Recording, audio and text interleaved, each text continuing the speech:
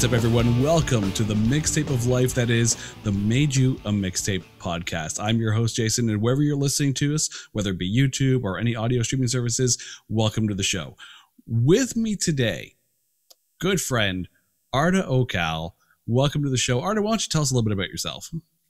Jason, it's good to connect with you again. We hadn't talked in a while, so it was really cool to catch up with you even before we started recording. I am, number one, Jason Whistle's biggest fan. Also, someone has worked to be. with you, yes, having worked with you on very long nights on the Score Fighting series and other projects at the Score, I will always have a disdain for Hamilton Pizza, the only ones that you can find at 2 a.m. It could have been much, much worse. It's true. But it was just so bad. It was like, this is all we get in like a pretty decent sized city.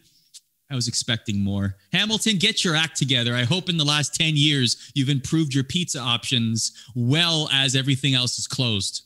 Because now, in all fairness, no good food decisions happen at 1 o'clock in the morning. Yeah, ever. That's true. It was just between, like, anybody in media can relate to this. It's like you work for like 16, 18 hours straight. You're doing shoots and editing and whatever else. And you just hit a wall and you're just like, we don't have any snacks. We're hungry. What do we got that's available? And like, you're either at that point going like 24-hour, whatever, like pizza or something, or the local place that happens to be open for another half hour, and you just take your risks.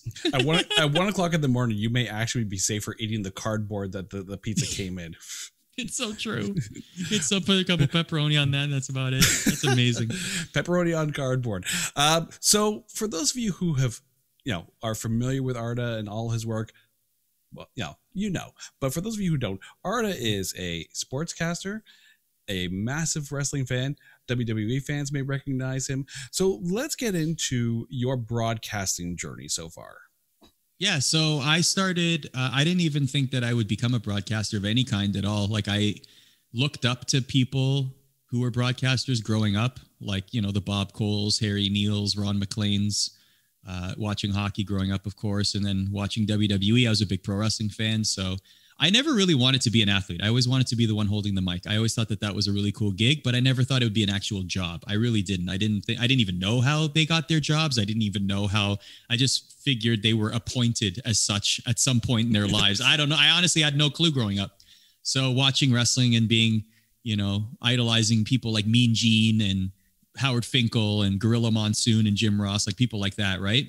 And so even in college, I did like the local radio station and the school newspaper, but like I was getting a degree in math. Like I thought I was just going to have a desk job for the rest of my life and I was going to be fine with it. So then I actually became a project manager. And then in that time, I went to my local public access channel. I went to Rogers TV in Peel and I volunteered. That's exactly what I did. I did that for several years. And honestly, the only reason they picked me up as a volunteer was because I could drive. I had my driver's license and they said, we need people to drive a community cruiser van around. And I was like, okay, I'll do that. So long as I can shadow shows and see what it's like and talk to the hosts and pick their brains and go to different departments. And they were like, yeah, do whatever you want in your off time. That's fine by us. So I think that's how most bands pick their drummer. You got a driver's license? Good. You're in the band. Go. Exactly. Pay your dues. Let's go. Get in there. Get in the van. Let's go. Exactly. I am bringing your drums. Yeah, exactly. So, by the way, speaking of bands, we both have bass guitars in our setups, which is the superior instrument, contrary to what people may think. Four strings for the win, my friend. 4 strings for the win. 4 strings in the truth right there. So yeah, I did that. And then a couple years later, actually later in my 20s, I was kind of like, I still have this like desire. I was like building. And I was like, I now understand how this works, or at least seeing paths of success from many of my peers. And I was like, I got to give this a try. Like, at least I was 27. I said, give myself till 30. I saved my money. I did well. I wasn't too much of I didn't splurge on a lot of things. So I had enough in the bank that I couldn't live lavishly, but I could survive.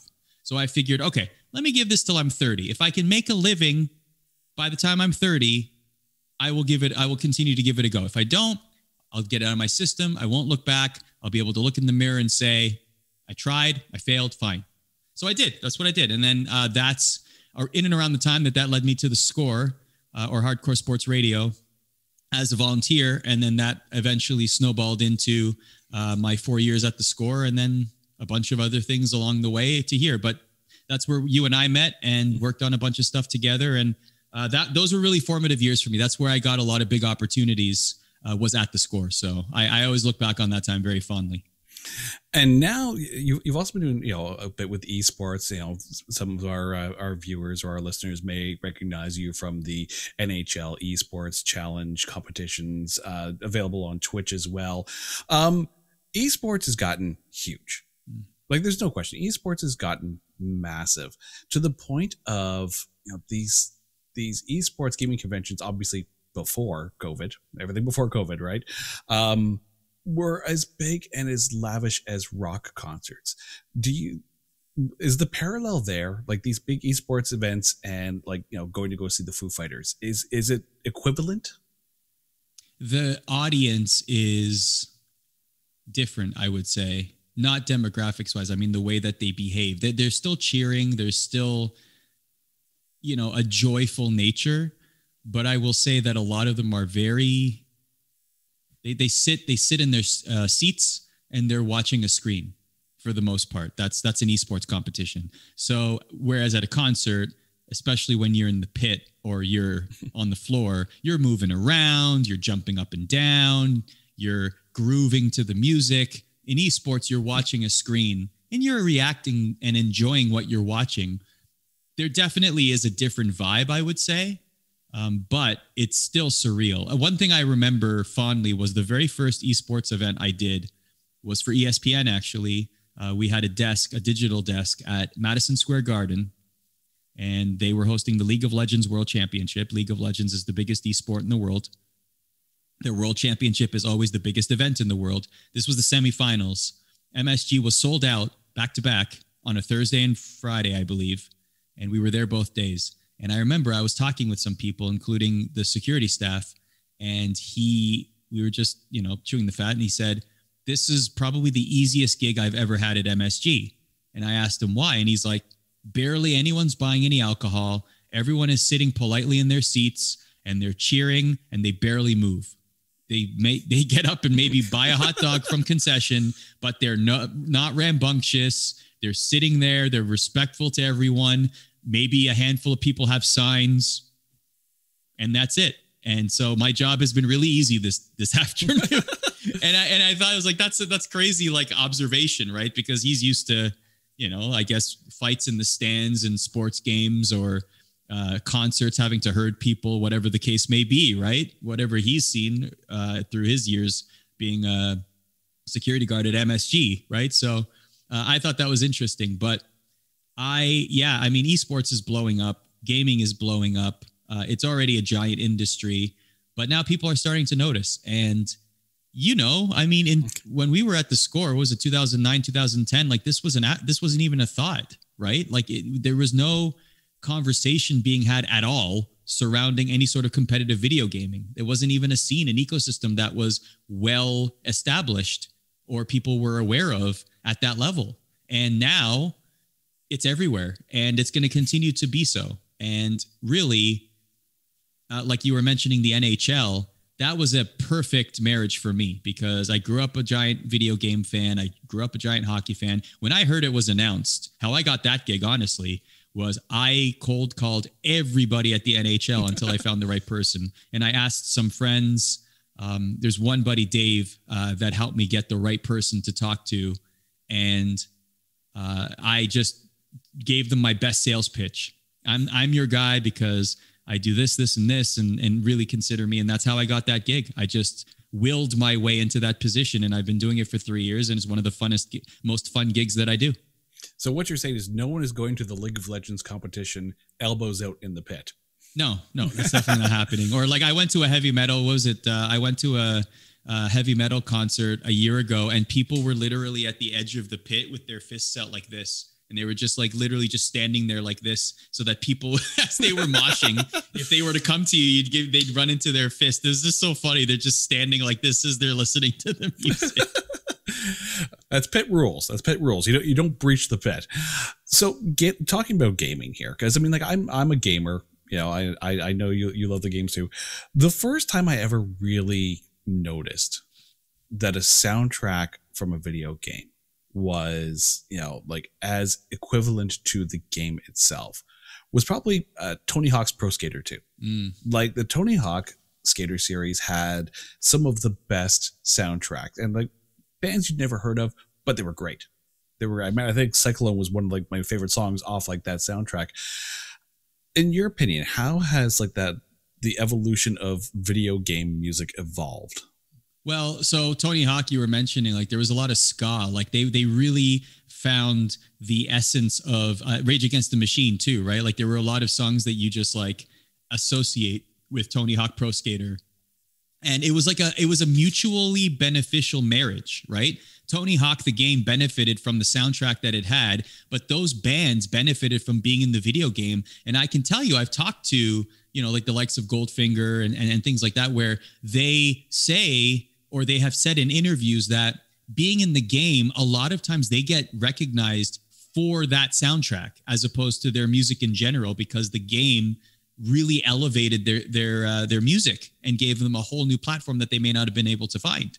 And so, I mean, video game music and soundtracks have definitely evolved. In NES, you were so limited, right? In the Nintendo era, the Super Mario Brothers music is so iconic because like it's so impressive how much of an earworm that song is because of how limited space there was on the cartridge to even create a song. When all you have is 8 bits, it's got to be catchy. Exactly. And so that's why a lot of Nintendo music on the NES is really great riffs. In fact, Mega Man, which is a very popular series, is called Rockman in Japan. And the whole premise of the creation of that series, even though it's not really obvious from the lore of Mega Man, but the whole idea was that this is kicking butt while listening to awesome music. And that's why Mega Man in Japan is called Rockman, and his dog, or Mega Man's dog, is called Roll. It was rock and roll.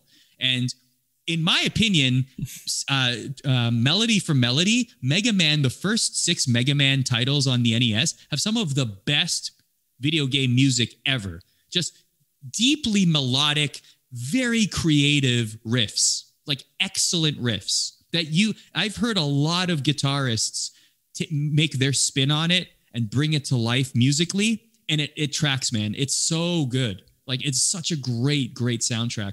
But over the years, the music industry really realized that music can not only enhance video games, but also a good way to show off artists. And you continue to see that. Like music is paramount, just like in a movie, just anywhere to enhance a scene, especially if you are in a first-person campaign. Like Breath of the Wild is a great example. Like that doesn't have third-party music. It has its own score with an orchestra, but it has some of the best, most fitting music for scenes in any video game I've ever played. It's outstanding. The EA Sports titles, definitely stand out to me as, utilizing some of the best, songs out there to bring it out. For you, of all the EA Sports titles, the NHL, the NBA, which to you is pumping out the best soundtracks? I'd give a shout out to FIFA. They have a really good mix of world music. MLB The Show has some really interesting titles as well. Madden does a good job as well. I honestly think from a music standpoint, EA has a huge commitment to music. They actually launched a whole system now where they're really trying to enforce and enhance the marriage between music and their games, because they already do such a great job selecting soundtracks, but now they're really trying to integrate even further. And they have a lot of artists that are native to the games too. Like in Madden, Snoop Dogg is like deeply involved and he loves playing Madden. Like it's not like some partnership where he's just getting paid to do something. Like he genuinely cares. He just played in the Pro Bowl activation where they played the Pro Bowl in Madden. He just played in that because he loves the game so much. We had him. I hosted a Madden Celebrity Challenge right at the start of the pandemic. It was around April for ESPN. And he was so invested in playing in the tournament. He made it all the way to the final. And after every round, he would go over plays. Oh, you selected this. You did this on this third down. This is what I was thinking at this moment. Like he was literally going back like a coach in a film room with his opponent talking about certain plays in the game. And he didn't have to stay that long. He could have just left, but he stayed with his opponent like, I don't know, 20, 30 minutes later. And we're watching this happen. And he's just talking. He's just like, yeah, that was a great play that you did here. And I really like this. What offensive book are you using? What defensive book are you using? Like, it's crazy. So, excuse me, for music choice, I like FIFA because it's got a nice world feel to it. I will say this, a little tidbit. Back, let's take it back like a couple decades. NHL 94.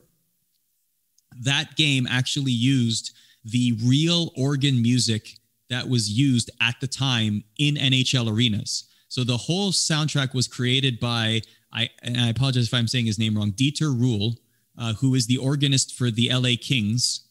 And he actually recreated every organist's sound and music of every arena in the NHL at the time. And there's one famous story, and I apologize, I forget which organist this was, but the organist had arthritis, and he played the tunes as if that organist would play it, simulating how hard that organist would push on the organ keys with the arthritis. Yeah, it's just like that level of detail is amazing.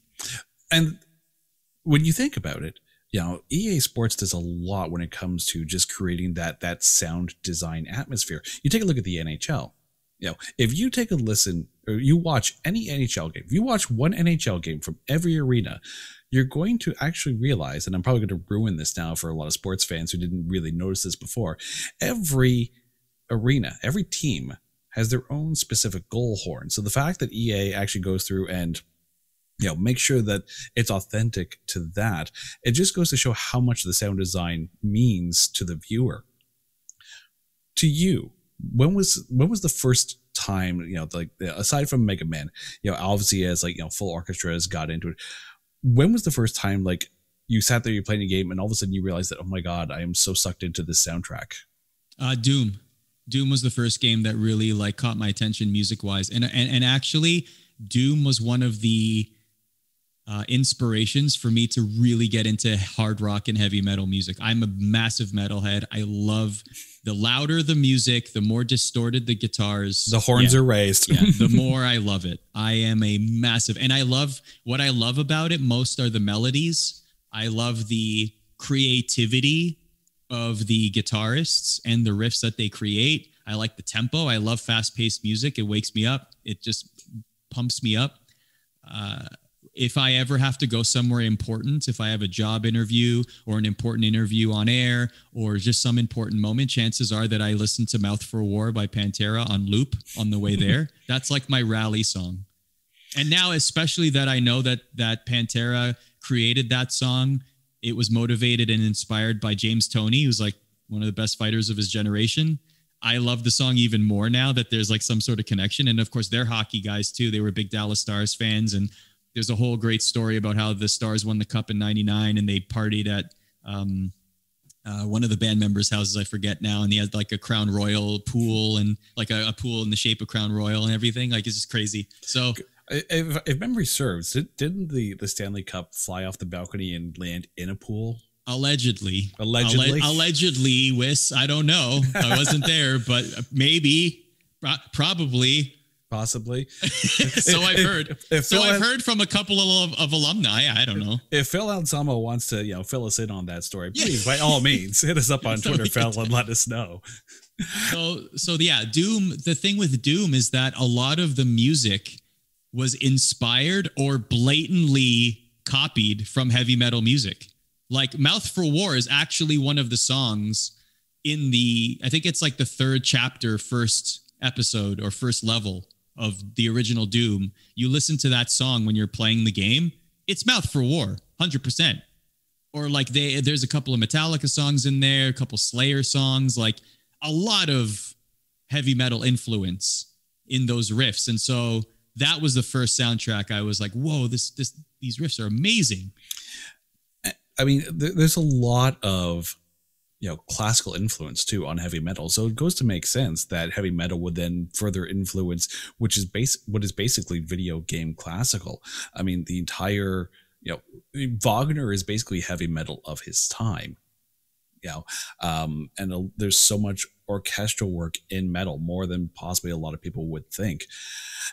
If you were putting together, I'm gonna have to download some Wagner now. I didn't know that. I'm gonna have to go check out some Wagner and be like, all right, let's go. Yeah, Ride of the Valkyrie all the way. Oh yeah, okay, yes, totally. But if you were to put together a sports game soundtrack, right? What sport and who would you put on there? Oh man. See, the thing is that these days it's more about what, like, for an all-time list, that would be different than like if I'm putting together NHL 22 soundtrack, right? Yeah. For NHL 22, I'd probably do a healthy mix of all genres. I'd probably mix like pop and rap and rock. I would definitely give some variety. I'd probably choose from some hockey fans, right? Like I'd put a Bieber song in there. He's a giant Leafs fan. If I had the license, I'm assuming that I have an unlimited supposed resource of money to do this. I'm pretty sure a Bieber song isn't cheap. So you could probably buy it with some GameStop stock right now. Oh, sure. Yeah. If I bought a few days ago, I'd be like, here you go, Justin, have 2 of my GameStop stuff. Give me one of your songs. Drake for sure. Any like current bands, I would vary it up. That's what I would do. And I'd actually throw some, what I would love is adding the actual goal songs. So like for example, going back to Pantera, they wrote the Dallas Stars goal song and it's still being used today. That was a long time ago too. I think it was like 2000 that they created that. It was a long time ago. Great riff, awesome song, like awesome riff, and it's still being used today. So things like that I would love to add into the game as well. And yeah. And there's something that, again, fans who aren't necessarily, music fans might pick up on, is the fact that every team, they have that goal song. I mean, there was a big thing made during the St. Louis Blues Stanley Cup run, the fact that their victory song was Gloria. Yeah. Do you feel that certain teams identify with certain aspects of music? And I wonder if that stems more from the city or from the sport itself. I think it depends on the outwardness. Like, I guess it depends on the two schools of thought. Like in the locker room, that will be dictated by whoever's senior, right? Or whoever is allowed to play the music. And then that's just their personal preference, right? There's always a locker room DJ that will dictate what kind of songs are being played, right? But there are always going to be songs that are associated with the city, right? Like if the city of Toronto makes it far into the playoffs, chances are there's going to be a Drake song that's going to be associated with it somewhere because he's such a passionate Toronto sports fan, right? And so Gloria was the song that was associated with St. Louis, so that was always going to be a connection there. And I like that. I like the uniqueness of having a song that's associated with the city and or an artist that's associated with the city. I like that a lot. Like Nashville, when Nashville were in the Stanley Cup Finals, there were country music stars like Keith Urban, et cetera, like that were coming out of the woodwork to play. And that was terrific to see because they were hockey fans. So yeah, the vibe of that whole Nashville Stanley Cup Finals run was just excellent. If rock and roll basically wore a hockey suit, that's kind of what it would look like. I loved it. It was like a party at was it Tootsie's, or what was the name of the bar across the street that is like famous for like post hockey games? Like it was like a party vibe every single game, and there were like different celebrities jumping up and playing, and you gotta love it. Gotta love it. Well, it doesn't hurt that you had Mike Fisher was on the team, and of course his wife is Carrie Underwood. So you already have star power in the stands. So you mentioned briefly your love of metal and playing the bass on. Do you remember? I always find this a fascinating question. Do you remember the first time you went out with your own money?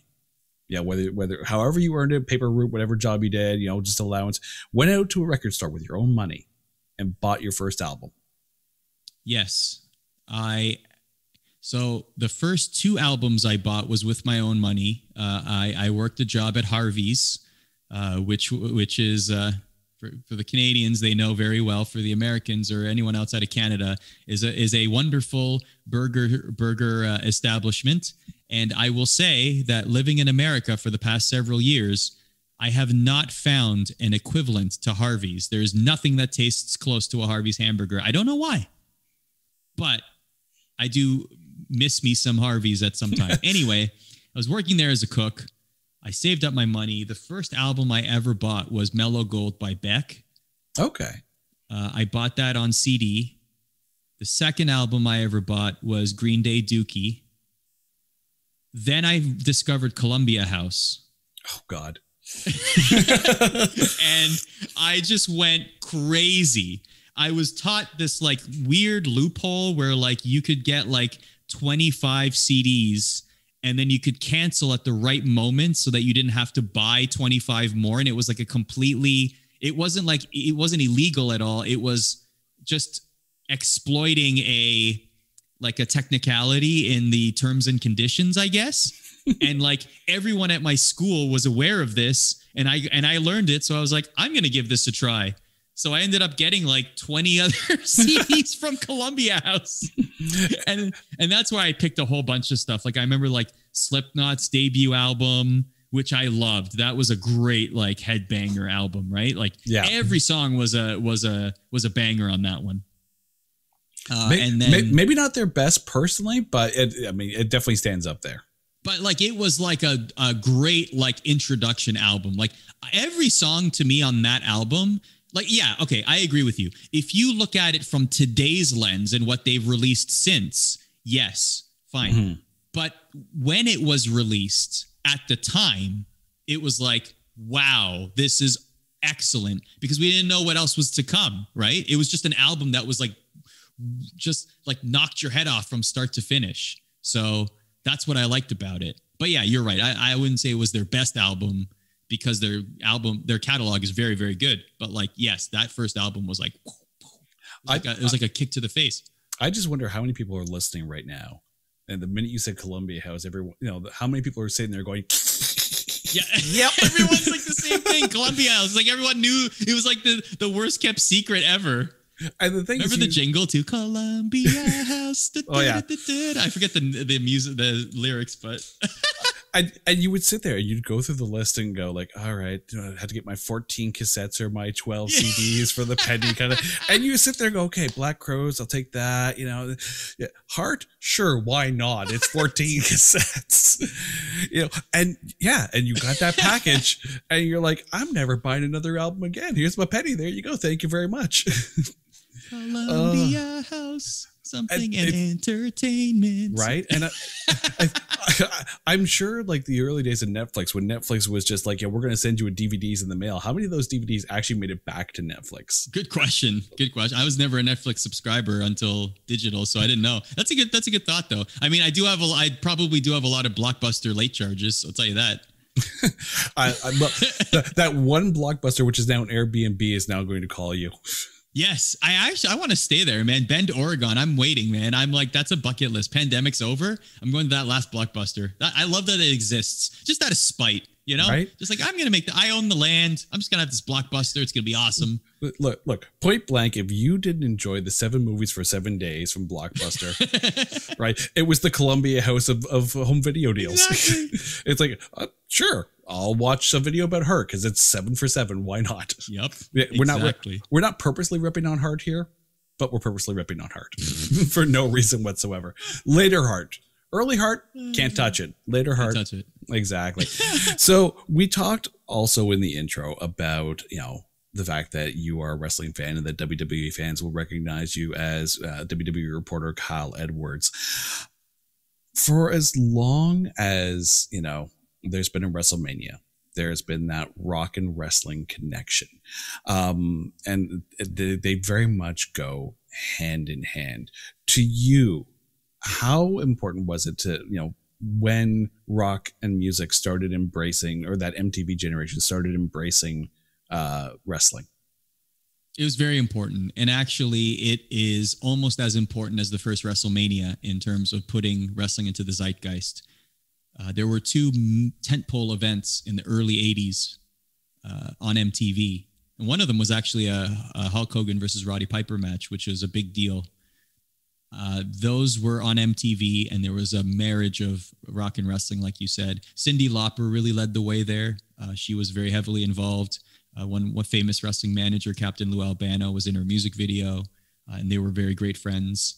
And that really ushered in a whole era of celebrities being involved in pro wrestling and wrestling being in the mainstream zeitgeist in the 80s. And that was, of course, led by Hulk Hogan and Hulkamania. And a lot of those names still today are household names. If I said names like Jake the Snake Roberts and Hacksaw Jim Duggan and Junkyard Dog and Macho Man Randy Savage and The Ultimate Warrior, King Kong Bundy, like a lot of those names, even if you can't picture them, they're familiar to you. Like the brand recognition for 80s wrestlers is still very, very, very high. Right?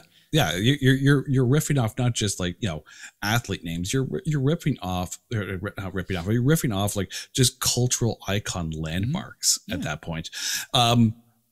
I know the answer to this question. Do you still have a copy?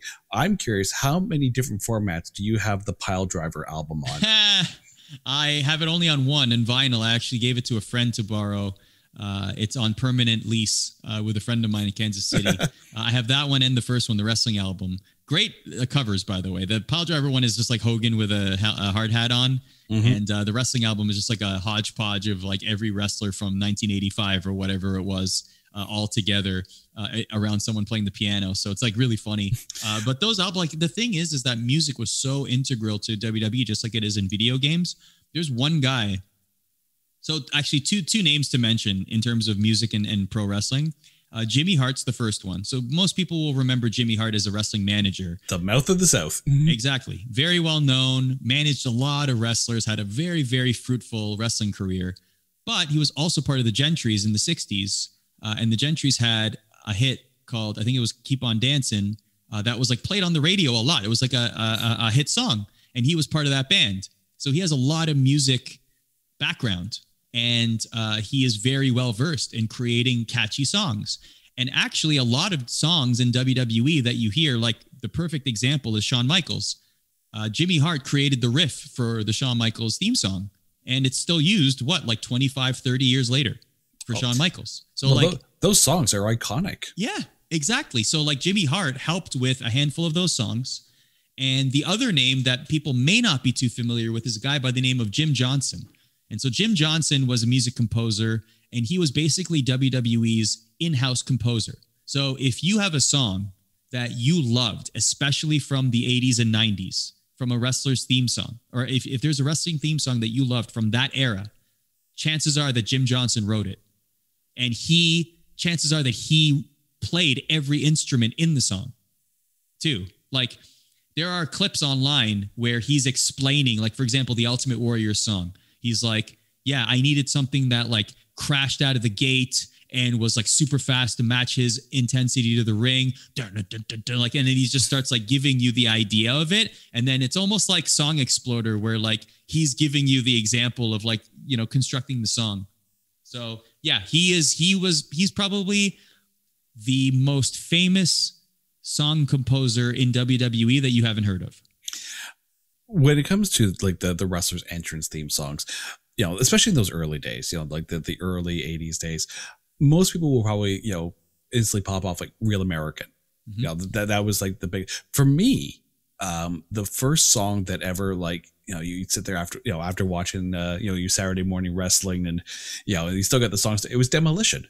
Oh yeah. Yeah. Like it was just such a chunky riff, but of course it also, like you said, it blended, their characters so perfectly into it.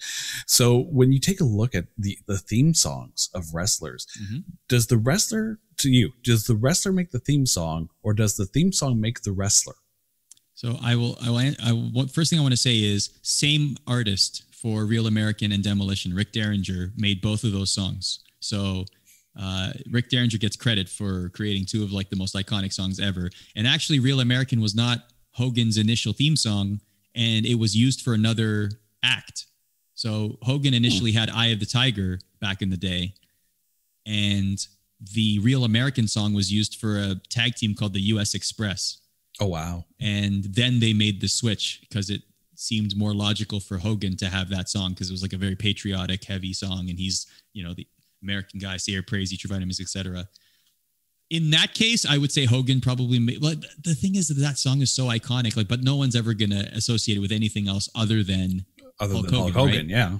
So at some point when you get so famous and so popular, that song is going to be associated with you and only you, right?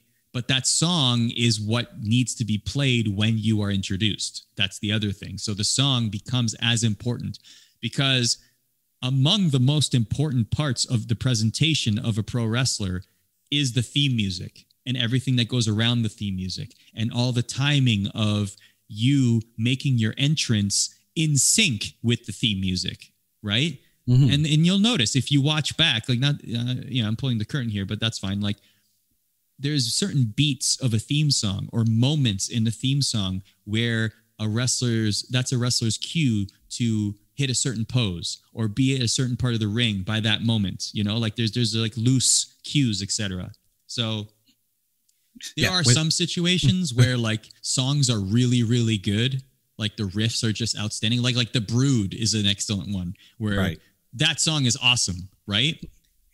It's not like a famous song, but like it definitely, in my opinion, elevated The Brood because it's such a cool song to hear. But then you had like some, like Kurt Angle's song was a repurposed theme song from an old wrestler called The Patriot. Like it wasn't even his song, but he made it so popular with the you suck, right? Like he made it good and he made it like ubiquitous with himself, And it's always a weird moment when a wrestler decides to just out and change their song. like any wrestling fan, you say Undertaker and it's like, you hear the gong and, the eerie organ music. Unless you start wrestling in a little while and all of a sudden Limp Bizkit comes into your head. That was just such a weird change. Although, even though I get that there was the gimmick change there, like, could you picture Biker Taker coming out to like Dead Man Taker music? No, it had to be a change there. And actually he had several changes. He had Limp Bizkit. And then after that, there was another like unique song that they had. And then they even refreshed the Graveyard Symphony a couple times for different iterations of the Undertaker's music. But that's one that you could argue that it's not even the full song that is the most important thing. It really is the first beat of the song or the first 2 or 3 seconds. Like Steve Austin's song is fine, but it's really the glass shatter that makes the song, right? Like it's that moment that just captures your attention. That's what really sets the tone for everything. If you want like a perfect example of that, watch the Royal Rumble. Because the clock counts down, and there's that moment. And like everyone's quiet, and then all of a sudden, like the song hits, or like that little cue comes on, and then people just go nuts. We talked about that rock concert feel. That was very much, that's very much that rock concert feel. You hear those first notes and you go nuts. You absolutely go nuts. To you, what were some of your favorite entrance theme songs? Degeneration X was cool. What I liked about DX, and you'll appreciate this, is that it was in like a different key. It was almost like D sharp. Like it was in between D and E. Like it wasn't like a D. It wasn't in the key of D. It wasn't in the key of E. It was like in the middle, right? So like, I always thought it was cool that they picked like a totally off key for that song, and I really liked the riff. I thought the riff was really cool for that. I think it was a band called the Chris Warren Band or something like that. It was like a different band. They played at WrestleMania 14. I remember that. That was a cool song. They also did the Corporations music, which was cool. Steve Austin's was so simple. It was literally like 3 frets. Remember? Open 1 2, open 1 2. Yeah. It was just like such an easy, but sometimes that's all you need, right? Yeah. And I liked how they updated the Rock's theme. Like it was fast paced when he was a baby face. They slowed it down. He was a heel. Like I like those nuances too, how they like slightly change the music, but the same riff, so you know it's the same guy, or same person, I should say, but they change it just enough to match their demeanor, right? Mm-hmm. That happened with The Rock when he came back in like 2002 or 2003. He had a much slower, brooding song because he was a heel now, Hollywood guy, you know? So that was cool. Christian's song, underrated. When he first turned heel and became a singles guy, that song is a totally underrated one. A lot of people will point to Batista's song for sure. That one had a great riff. It was like just a beat, like you could just headbang to it. Dunna, dunna, dunna, dunna, and it's like a totally headbangable song. But now these days, a lot of it is like the songs back then were not necessarily songs you would hear on the radio. You know, like they definitely felt like theme music for a wrestler. Yeah. Now every song essentially are songs that if you heard them on the radio, you wouldn't blink. You wouldn't think twice about it. Yeah. These are bands that are out there touring, you know, and in some cases, some people are going to the show because, they wrote that song for that wrestler. Like I remember seeing Alter Bridge here in Toronto, you know, and as soon as they started ripping into Metalingus, I'm like, oh, this is so good. The rest of Alter Bridge's stuff is amazing, right? But for some people, that might be the only song they know from some of these bands. Right. You mentioned that, you know, games like Tony Hawk, games like EA, you know, like EA Sports series, they were so beneficial to the bands that were on their soundtrack. Now, how do you see WWE as being for some of these bands that are getting their songs used as entrance music? Well, I'll go back to video games even. Imagine Dragons and what they did in 2014 or 2013 with Warrior, right? Mm-hmm. Warriors, one of the two. I'm sorry, I escaped me. But yeah, like they created that song because they were big League of Legends fans. They wanted to create something for the League of Legends World Championship, and it ended up being a song that they were working on already. So they associated it with Worlds, and then all of a sudden, a whole new demographic got introduced to it. And I would say that it's one of the best video game or esports used songs ever. Like it was just such a great, fitting collaboration from a band that loved the game and the esports scene having a need for a performance or for a theme song for that year's World Championship. It's just a great marriage. It was just a really, really well done. And they continue to do that. They continue to do that with some great acts every year. And that's only going to grow as well. So I'm just very excited about where music goes with gaming and what sort of like feeling, right? Like at the end of the day, a theme song gives you a certain feeling, right? And I love that feeling. I love that like chemical happiness that comes with hearing the first few bars of a song that you really like, or that associates with a moment in your past or a good memory or something to that effect, right? So I personally love that. Which is a perfect segue for this, because this is the Made You a Mixtape podcast. The enunciation of the title of the podcast is not Made You a Mixtape. It's Made You a Mixtape. So we get to the point where I need to ask you, Arda Ocal, if you were to introduce yourself to a total stranger by putting together a mixtape, putting it in someone's hand, said, this is me. These songs are me. You want to understand me? Just listen to this. What songs are on that tape and why are they there? So Mouth for War is on there, probably the first track. I want them to realize that I'm a fan of heavy metal. I'm not messing around here. I need them to know right out of the gate. I want them to understand that a lot of this mixtape will include heavy music. If that's not something that they're into, I totally understand. I'm not your guy. That's number one. I'll include a couple of songs that inspired me as a bassist. Anything from Red Hot Chili Peppers. So like Give It Away, Higher Ground. There's another song on Blood Sugar Sex Magic. The name escapes me, but he has a terrific, Flea has a terrific bass riff there. That I love bands like Red Hot Chili Peppers, Primus, bands that have like bass heavy arrangements. So Winona's Big Brown Beaver would be a great one. Give me like some great bass guitar. So definitely, let's say Give It Away for the purposes of my mixtape. So Give It Away's on there. And Why Not Was Big Brown Beaver's on there too. It was such a good video too. Oh, amazing, right? Oh, it's great with the claymation and everything. Oh, it's terrific. I would add Ride the Lightning by Metallica, the song from the album, obviously. But the beginning of Ride the Lightning by Metallica is one of my favorite beginnings of any music ever. Like, I can listen to that beginning. Oftentimes I'm driving in a car and I'll just listen to the very beginning. Right? Like I listen to that part like over. I just love it. And by the way, none of these songs I listen to for the lyrics. I want to be very clear. Like, Ride the Lightning is about a guy that's about to be electrocuted in the electric chair. Like, I don't resonate with that at all. But the riff and the melodies, Metallica puts out is amazing. Creeping Death, I would probably put on my mixtape as well.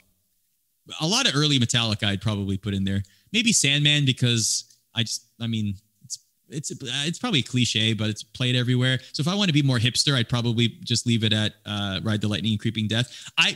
So I would have that conundrum in my head, Wiss. I would probably be like, I'll admit it, okay? I like Sandman. I think it's a good song, but it's so overplayed at this point. It's like the most played song at any sports thing ever, right? But like right up there with Marilyn Manson's The Beautiful People. Yeah, also a good song. But like, I almost feel embarrassed in a way that if I were to put it on my own mixtape, because it's like, oh, what a typical pick. Oh, God, you could do way better than that. So I'm just like, I would have that more. I just want everyone to know that I would have that moral debate in my head. And probably until like 11:59, I would be debating this. And then I would just let it go when I finally had to give you the mixtape, you know?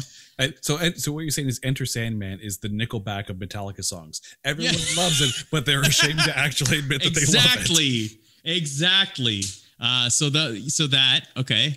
I'd probably put on some Billy Talent.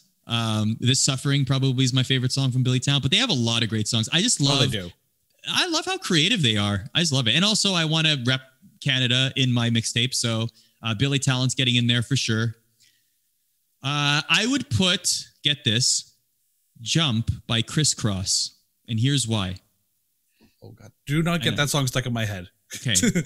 Well, first of all, because it gets stuck in everyone's head. Second of all, because I need people to know how ridiculously quirky I am. Like, I'm a nerd. I'm such a weird, like, island of misfit toys kind of guy, you know? So nobody wants to play with an Arda in the box. Yeah, exactly. I'm like, I am totally fine being this, like, odd, off the wall, nerdy, total geek dude. And honestly, when I was a kid growing up, I loved commercial 90s rap. I loved it. Oh, man. Jump Around, House of Pain, all over it. Those old rap tracks albums, all over it. I don't know why, Wiss, but I was allowed to listen to NWA when I was a kid. I don't know. I had the albums, I played them. I didn't know anything about what they were talking about because I was living in like Western Toronto. Like, I wasn't experiencing the same things, but I was like, this is cool. Like, I like the melodies. Public Enemy, Fear of a Black Planet. I used to listen to that album all the time. And I was like appreciating Terminator X, their DJ, and the guy who like put together their beats way more than the lyrics that I was listening to. Like, obviously I was learning something new that I never knew before, apart from a different culture and world. Right. So like, I appreciated that a lot, but like, definitely like really catchy earworm 90s rap. So that's why I'd put Jump by Crisscross, because if you can tolerate that, then we could totally be friends. And that would also catch you off guard, right? Like, imagine the flow of that. So you're like, Mouth for War, set the tone. Then Give It Away. So you're like, all right, you're getting into the groove of things. And then Primus. And then all of a sudden, Jump by Crisscross. Like, one of these things is not like the other, right? And then it's like, what? Okay, I guess we're grooving with this. Yep. And you all of a sudden have the urge to put your pants on backwards. It's all good. Yes, exactly. And did I do that a couple days before going to school and realizing it wouldn't be comfortable all day? Maybe I did that. I'm allegedly. I can't comment. Not confessing, but confessing. No, absolutely not. What else would I put in there? I'd probably put some NES songs, like a couple of Mega Man tracks, like Airman stage from Mega Man 2, but in full MIDI form. So like from its original style. I actually have a record, a vinyl of like the best of like a greatest hits Mega Man soundtrack. And it's all the MIDI songs. So I'd put that there to make it even like more out there. You know, it's like you got to Crisscross. That's like the sub boss. And now we're going final boss to Mega Man. So I'd throw that in there. I would also, this is weird, not weird, but like off the wall or unique. So my parents are from Turkey. In the car, we would always listen to like Turkish folk music. Like I think that's another reason I appreciate like unique riffs. Like System of a Down's a great example. Like they are very unique with their riffs, and they are very infused by like Armenian music in that like area. So like it's very, very infused by the Eurasian like kind of style of music, Arabic as well. So like I would probably throw in a couple of tunes that my parents would listen to that like are stuck in my head growing up, just as like an homage to that, because like they still like, I still like get taken back to those moments when I listen to those songs. So I'd throw a couple, maybe like an Ibrahim Tatlıses or something to that effect, throw that in there, you know, big ups to the parents kind of thing. And then from there, I would put, I need a couple of, I don't know if I need any modern tracks, do I? No, I don't know. really. I'd probably keep it. Yeah. What else would I put in my, if I'm going bass again, maybe Longview. That's a good bass riff. I like that bass. Oh, I like the Longview bass riff by Green Day. So I'd probably put that in there. That's what's coming up the top of my head. I wish I could tell you, like, I don't know how to, I'm looking at my phone because I want to see, I wish I could tell you what songs I've listened to the most. Like if I go in my music app and it would order it for me by like number of plays per song. Oh, I'd put like 2 or 3 songs from 311. 311 was my favorite band in high school. So Homebrew, probably. Excellent. Oh, Peanut's another bassist that like had a lot of liberty in 311 songs. That he was very heavy, and he had like bass solos, which was excellent. Like he'd like slap pop a lot of great solos. Maybe one of the only times people actually listen to the bass solo. Yes, I know. I know. What's up with that, man? What is up with that? People do not fast forward the bass solo, okay? Right. Work hard on them. The two of us and Geddy Lee would like to have a word with you if you're fast forwarding the bass solo. John Entwistle will not be happy with this. So yeah, 311. Homebrew, probably something, maybe Transistor. Some old 311 is excellent. I love 311. So yeah, that's a pretty decent, really weird out there mixtape. That's a very odd. How does that compare to other guests? You know, it's I'm not gonna lie. Worried about the crisscross. Are we okay there, Arda? It's not leaving. It is in there 100%. Does it make you want to jump? If not for the jump? shock value, right? If not for the shock value, just so that people like. But I also don't want the track listing on the back of the album. Like I need them to just discover it as soon as it starts playing.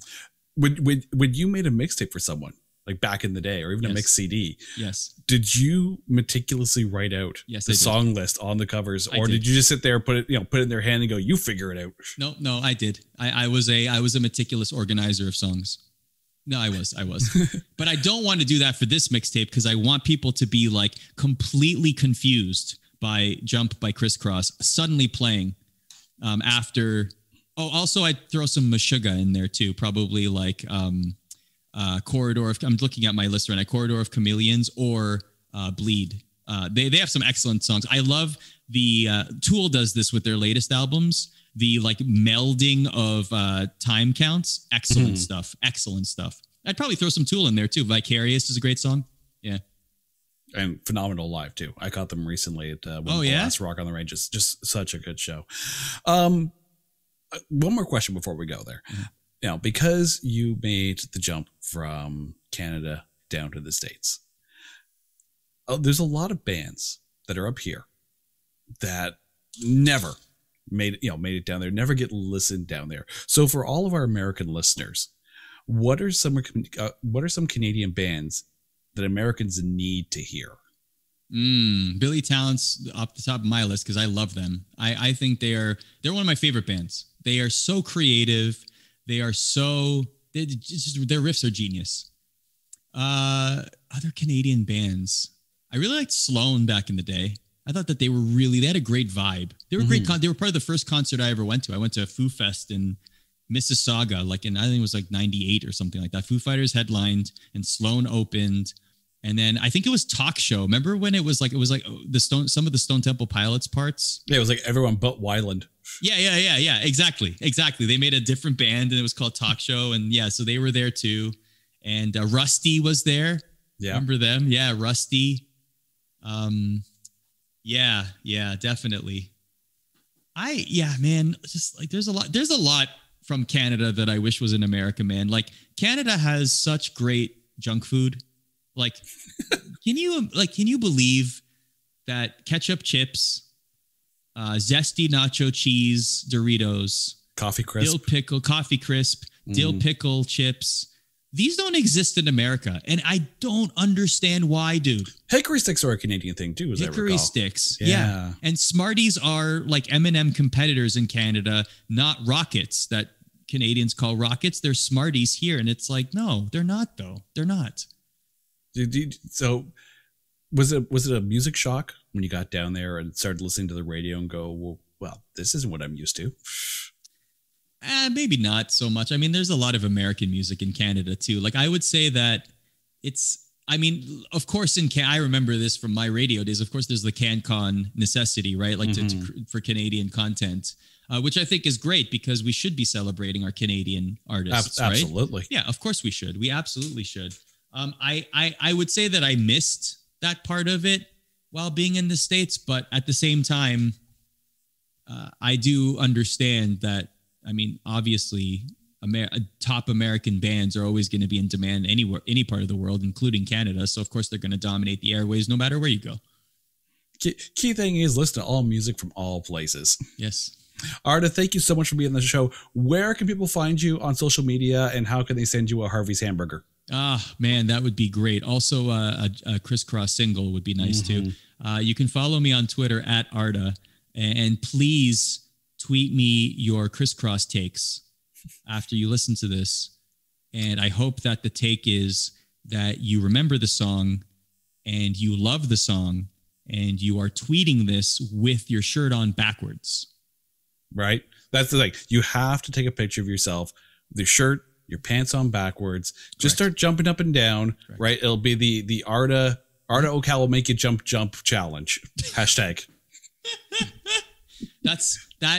Admit it, Wiss, the greatest song selection of any playlist ever. Has not been beaten to this date. Arda, thanks so much. Good catching up with you. Thank you for everyone who's been listening to the Made You a Mixtape podcast. If you're listening to us on a streaming service, remember that we are on YouTube. If you're watching us on YouTube, remember that we're on audio streaming services. Until next time, I'm Jason. We'll catch you later.